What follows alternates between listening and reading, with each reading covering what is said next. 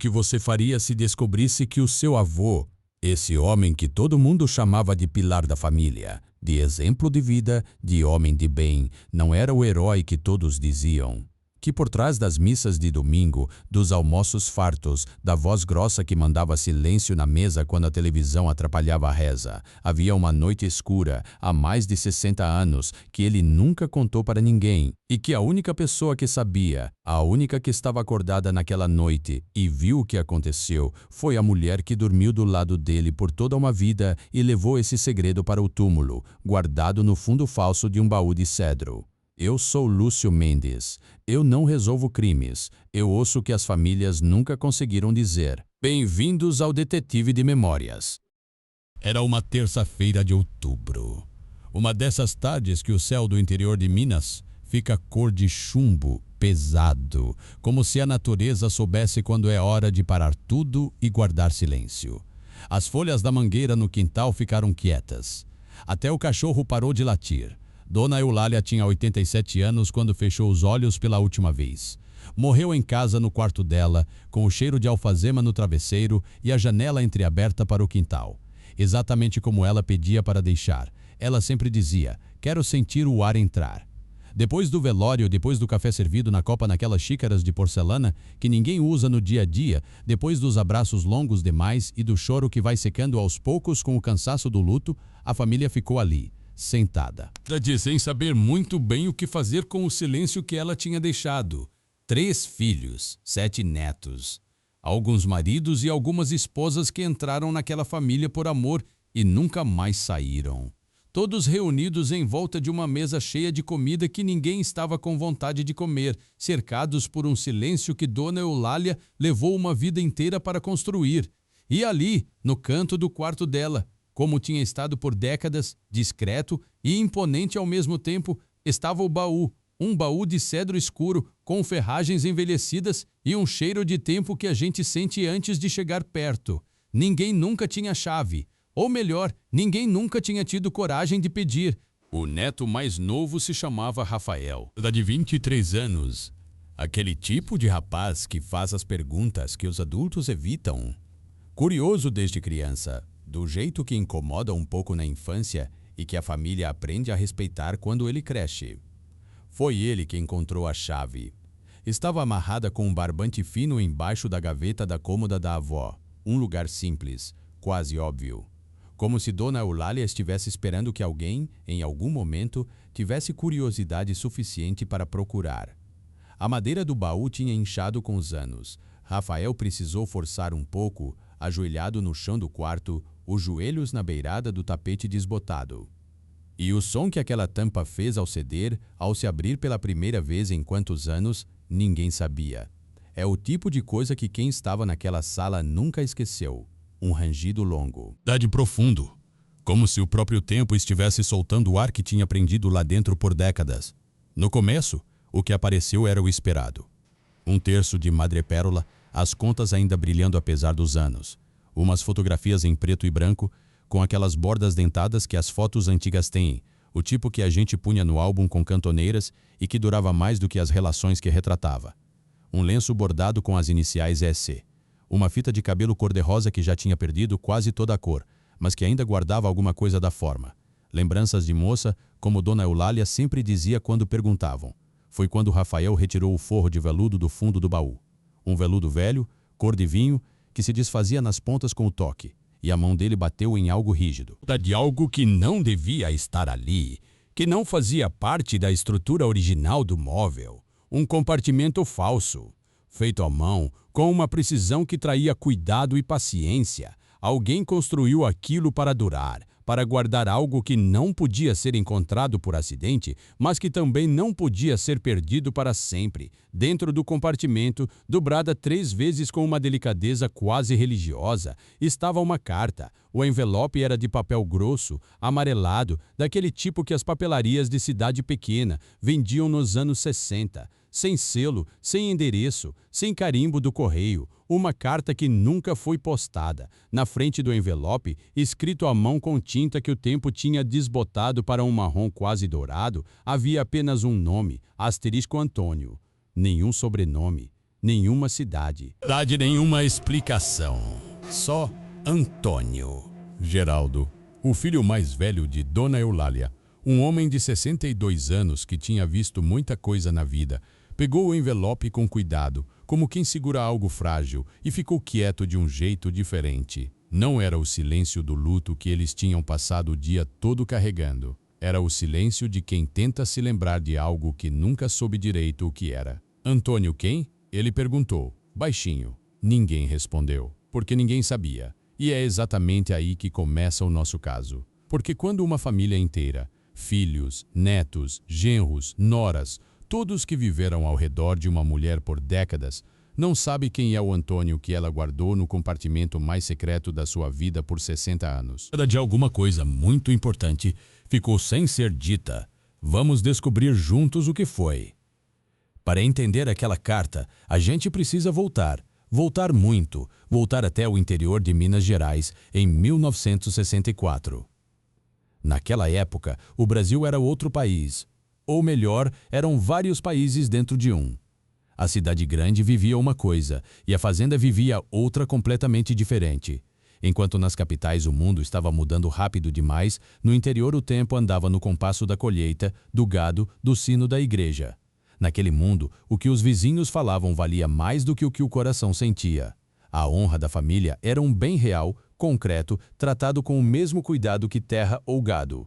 As filhas mais velhas, especialmente as bonitas, as inteligentes, as que faziam todo mundo virar a cabeça na missa de domingo, carregavam o peso desse nome com uma elegância que era, na verdade, uma prisão com flores na janela, bonita por fora, sem saída por dentro. Eulália era assim, a primogênita da família Carvalho, 18 anos em 1963, cabelos escuros, aquele jeito de rir que todo mundo que a conheceu lembrava décadas depois. Ela não era do tipo que ficava na varanda, esperando o dia passar. Ela queria entender as coisas, queria saber o porquê, lia quando tinha livro, perguntava quando tinha quem respondesse. E foi esse querer, esse jeito de não aceitar a vida pela metade, que trouxe Antônio até ela. Antônio Silveira chegou àquela fazenda num verão de chuvas curtas. Era peão de uma propriedade vizinha, mas não era o tipo de peão que ficava quieto e abaixava a cabeça.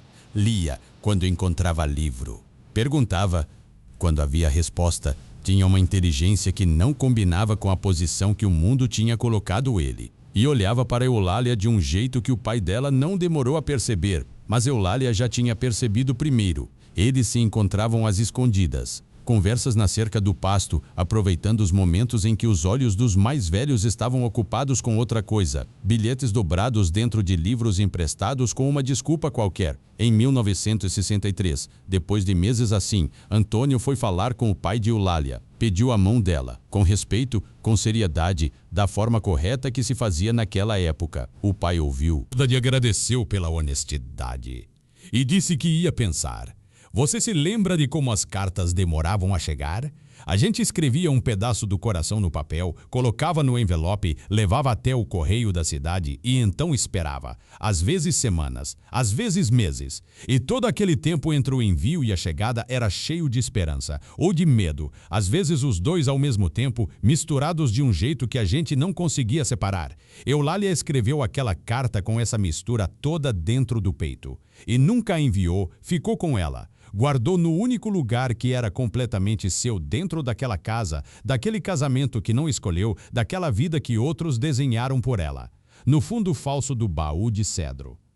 Mas antes de abrirmos a carta, antes de chegarmos ao que Dona Eulália escreveu naquela noite de outubro de 1964, a gente precisa falar de uma figura que esteve presente em toda essa história sem que ninguém soubesse o papel verdadeiro que ele desempenhava. Precisamos falar do tio Afonso. Todo mundo que cresceu naquela família conhecia o tio Afonso. Um senhor de poucas palavras, sempre de chapéu de palha, que aparecia nos natais e nos aniversários mais importantes com a pontualidade de quem leva compromisso a sério. Trazia sempre um presente discreto. Nunca ficava até tarde. Nunca falava de si mesmo. Primo distante era o que Dona Eulália dizia quando alguém perguntava. As crianças gostavam dele, porque ele sabia fazer um nó de marinheiro com um barbante e porque sempre tinham balinhas no bolso do paletó, o tipo de coisa que uma criança não esquece. Os adultos o respeitavam sem saber exatamente por quê. Ele tinha aquela presença de quem já viu muita coisa e aprendeu, com os anos, a não falar sobre o que viu. Geraldo, o filho mais velho de Eulália, me contou que o tio Afonso chorou apenas uma vez que ele viu. Foi no enterro de Dona Eulália. Chorou quieto, encostado num canto do corredor, achando que ninguém estava olhando. Mas Geraldo estava. De quando a carta foi encontrada e o nome Antônio apareceu naquele envelope sem endereço, foi o jovem Rafael, o mesmo que tinha aberto o baú, o mesmo que sempre faz as perguntas que os adultos evitam, quem fez a conexão certa. Afonso é parecido com Antônio, nome de irmão. Será que eles eram parentes? A sala ficou em silêncio. Não o silêncio do não sei. Era um silêncio diferente, mais pesado. Era o silêncio de quem começa a encaixar uma peça que estava do lado errado do quebra-cabeça por muito tempo e de repente entende onde ela vai. Com a ajuda de um arquivista numa cidadezinha a 300 quilômetros dali, um senhor de 70 e poucos anos, que ainda guardava registros antigos com o cuidado de quem sabe o valor do que está preservando, fomos atrás de documentos, certidões, de registros de propriedade, fichas de cartório. E o que encontramos confirmou o que Rafael havia intuído. Afonso Silveira e Antônio Silveira eram irmãos, filhos da mesma mãe, nascidos com 2 anos de diferença. E enquanto Antônio desapareceu em 1964 com uma história de roubo e fuga que ninguém questionou, Afonso reapareceu naquela família alguns anos depois, com uma história vaga sobre ter vindo de longe tentar a sorte e ficou. Atrás de uma moldura velha que estava pendurada no quarto de Eulália, a neta mais velha, Patrícia, encontrou uma foto que nunca tinha visto. Estava escondida entre o papel da parede e o papelão da moldura, dobrada ao meio. 2 rapazes jovens, sorrindo para a câmera com o sol nas costas. No verso, escrito a lápis, quase apagado pelo tempo, Asperius, Afonso e Antônio. Da de verão de 1961. Era inconfundível. Era o tio Afonso, mais jovem, mas com os mesmos olhos fundos e o mesmo jeito de posar sem sorrir com a boca. E ao lado dele, um rapaz de ombros largos e olhar direto que ninguém da família tinha visto antes. Aquele era Antônio. E aí a história começou a se reorganizar, como um comodo que alguém bagunçou de propósito e que a gente só consegue entender quando junta as peças no lugar certo. Afonso tinha voltado. Não por acaso, não por sorte. Tinha voltado porque o irmão desapareceu e a explicação oficial nunca fechou. Tinha voltado porque Eulália, de alguma forma, conseguiu mandar um sinal. E durante décadas, o tio Afonso esteve ali, nos natais, nos aniversários, com o chapéu de palha e o balinhas no bolso. Não como um aproveitador, como um guardião. Mas o que de fato aconteceu com Antônio naquela noite de outubro de 1964, isso estava na carta. E era mais pesado do que qualquer um na sala esperava carregar. A carta de Eulália tinha 3 páginas, escritas com uma caligrafia que começava firme, controlada, da mulher acostumada a caprichar na letra, e foi ficando mais trêmula à medida que as linhas avançavam. Como se escrever aquilo fosse custando alguma coisa. Como se cada palavra tivesse um peso que a mão precisava fazer força para segurar. No primeiro parágrafo, ela pedia perdão. Não de uma forma vaga, não aquele tipo de desculpa que a gente pede quando não sabe bem pelo quê. Ela pedia perdão com nome, com data, com detalhe. Como quem carrega uma culpa específica há tanto tempo que ela já virou parte do corpo. No segundo parágrafo, ela escreveu: "A Priscatrônio, eles levaram você, mas não levaram a verdade.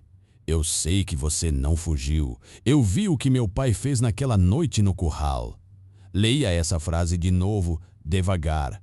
Eu vi o que meu pai fez naquela noite no curral. Imagine ter escrito isso. Imagine ter sabido disso por 60 anos e não ter tido a quem dizer. O que o pai de Eulália fez foi o seguinte. Naquela noite, ele chamou Antônio para uma conversa no curral da fazenda. Estava acompanhado de 2 homens. E disse ao rapaz, com a clareza fria de quem tem poder e sabe como usá-lo, que havia 2 escolhas diante dele. A primeira, pegar o dinheiro da venda de um lote de gado, dinheiro que não era seu, que seria depois atribuído a ele como roubo, e sumir, para outro estado. Cidade para outro mundo se fosse preciso. Sem carta, sem recado, sem nome. A segunda, ficar e sofrer as consequências, que o pai de Eulália deixou bem claras sem precisar pronunciar as palavras. Antônio pegou o dinheiro, não porque era ladrão, não porque tinha medo por si mesmo, mas porque sabia, com a certeza dolorosa de quem entende as regras daquele mundo, que se algo acontecesse com ele, Eulália seria a primeira a pagar o preço. Ele foi embora num ônibus de madrugada, sem olhar para trás, e a história que ficou na cidade foi simples. Um peão desonesto que roubou o patrão e fugiu. Uma mentira eficiente. Do tipo que uma comunidade pequena engole sem mastigar, porque confirma o que as pessoas já queriam acreditar de qualquer jeito. Eulália estava acordada naquela noite. Ela viu pela fresta da janela do quarto. Viu o pai. Viu os homens. Viu Antônio ir embora pela estrada de terra com a cabeça baixa e os ombros curvados do jeito que os ombros ficam quando o orgulho foi quebrado, mas o corpo ainda precisa continuar andando. E ela não disse nada. Porque não havia o que dizer que alguém fosse ouvir. Porque se dissesse, o que aconteceria? Quem acreditaria na filha mais velha contra o pai respeitado, contra o pilar da comunidade, contra o homem que todo mundo chamava de exemplo? Então ela fez o que pôde com o que tinha. Casou com o homem que a família escolheu. Criou os filhos com cuidado e amor que eram reais, mesmo que a vida ao redor deles tivesse sido construída sobre uma injustiça. Cuidou da casa, da horta, dos netos que foram chegando. Ao longo dos anos, foi juntando moedas que sobravam da despesa do mercado, guardando em silêncio num envelope que passava para o tio Afonso nas visitas de Natal, com o cuidado de quem executa um ritual sagrado. Ela cuidou de Antônio à distância, por décadas, sem que o marido, os filhos ou qualquer outro soubesse. Afonso era a ponte, o intermediário silencioso entre dois amores que o medo tinha separado, mas não tinha conseguido apagar por completo.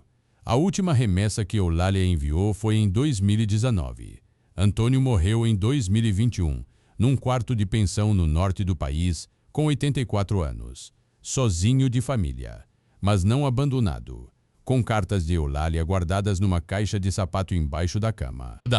Quando o tio Afonso contou isso para a família, depois de décadas de silêncio, sentado numa cadeira de palha no quarto de Geraldo, com a voz que treme nos momentos em que o corpo já não aguenta mais guardar, ninguém na sala conseguiu falar. A neta Patrícia me contou depois que o que sentiu não foi raiva, não foi aquele tipo de choque que fermenta e vira ressentimento, foi uma compreensão lenta, profunda, como água entrando devagar por baixo de uma porta. Uma compreensão sobre aquela mulher silenciosa que eles pensavam conhecer tão bem. Geraldo, o filho mais velho, ficou 2 dias muito quieto depois disso. Depois ligou para os irmãos e disse uma coisa simples, daquelas que a gente não esquece. Ela foi a mulher mais corajosa que eu já conheci. Verdade, eu passei a vida inteira sem saber disso. Cada vez que Dona Eulália se sentava na varanda no fim da tarde e olhava para o horizonte sem dizer nada, eles achavam que estava apenas descansando, que era cansaço de velha, que era o jeito dos mais velhos de passar o tempo. Mas ela não estava descansando. Ela estava visitando uma vida que lhe foi roubada, uma vida que ela se recusou a abandonar por completo. Patrícia foi até o norte do país algumas semanas depois. Encontrou a pensão onde Antônio tinha morado. Encontrou o dono, um senhor que ainda se lembrava bem dele, um velho quieto, disse, mas que sorria quando chegava uma carta. Ficava o dia inteiro diferente. Patrícia perguntou se havia algum pertence guardado. O dono foi até o fundo da despensa e voltou com uma caixa de sapato amarrada com um barbante. Dentro, guardadas com um cuidado que só quem entende o valor de um papel escrito à mão seria capaz, estavam as cartas de Eulália. Décadas de cartas, cada uma na ordem certa, e entre as cartas, atada com uma fita, a mesma fita cor-de-rosa desbotada que estava no baú de Eulália. Com a outra ponta correspondente, havia um bilhete, sem data. Só uma frase, guardo a sua metade, você guarda a minha. Eles tinham dividido a fita, uma metade com ela, uma metade com ele. Um código de 2 que não precisava de explicação, que não cabia em nenhuma língua que o mundo ao redor deles entendesse. Sabe, o tempo é um senhor estranho. A dele apaga o que a gente quer lembrar e faz brilhar o que a gente tentou esquecer. Eulália e Antônio passaram 60 anos separados por uma injustiça que nenhum dos dois criou. E mesmo assim, de alguma forma que a lógica não dá conta de explicar, nunca se soltaram completamente. A família fez uma coisa bonita. Reuniram as cartas de Eulália, as que Antônio tinha guardado na caixa de sapato, com as poucas cartas dele que estavam preservadas no baú, e as colocaram juntas num único envelope que foi enterrado junto ao túmulo de Dona Eulália alguns meses depois. Não foi um ritual oficial, com padre ou cartório ou cerimônia. Na verdade, foi apenas uma família tentando, tardiamente, fazer o que o tempo não permitiu antes, deixar que os dois ficassem juntos, de alguma forma, no único lugar onde o mundo não podia mais separá-los. E o tio Afonso? Ele ainda está vivo. 91 anos, numa cidadezinha pequena, com um vizinho que cuida dele e que aprende a fazer o café do jeito que ele gosta. Quando a família foi visitá-lo, pela primeira vez sem o disfarce do primo distante, pela primeira vez sabendo quem ele realmente era, ele abriu a porta, olhou para Geraldo por um momento longo e disse: "Demorou, mas eu sabia que vocês iam vir." Eles tomaram café, ficaram a tarde inteira, e pela primeira vez a família soube o nome completo do homem que esteve em todos os natais, com o chapéu de palha e o balinhas no bolso. De Afonso Silveira, irmão de Antônio, guardião silencioso de um amor que o mundo quis apagar. Olhe para as fotos antigas da sua família hoje. Olhe para os seus pais, para os seus avós, para os seus tios que aparecem nas fotos com um sorriso que a gente nunca entendeu direito. O que será que mora no silêncio deles? Quantas histórias como essa estão guardadas em caixas embaixo de camas, em fundos falsos de baús, em envelopes sem endereço que nunca chegaram ao destino? Às vezes, a maior herança que uma família pode receber não é uma casa, não é uma terra, não é uma conta bancária. Verdade é a coragem de olhar para o passado, reconhecer a injustiça que ficou enterrada lá, perdoar os que erraram, mesmo quando eles já não estão mais aqui para pedir perdão, e honrar aqueles que, mesmo no escuro, mesmo com o coração partido, escolheram o amor em vez do esquecimento. Eu sou Lúcio Mendes, e eu fico pensando em Dona Eulália, nessa mulher que, em alguma noite de 1964, pegou um envelope, escreveu o nome Antônio com uma letra que ainda não tremia e dobrou a carta 3 vezes antes de escondê-la. Ela sabia que um dia alguém abriria aquele baú, sabia que alguém encontraria aquele envelope. Talvez ela quisesse, talvez ela precisasse, que quando esse dia chegasse, o mundo soubesse que ela foi muito mais do que a esposa dedicada, a mãe presente, a avó carinhosa que todos conheciam. Ela foi uma mulher que lutou contra a injustiça com a única arma que tinha: a memória. E a memória, ela não deixou morrer. Se você tem uma história que o tempo tentou apagar, um segredo de família, um nome que ninguém pronuncia, uma carta que nunca chegou, um rosto numa foto que ninguém sabe identificar, deixe aqui nos comentários.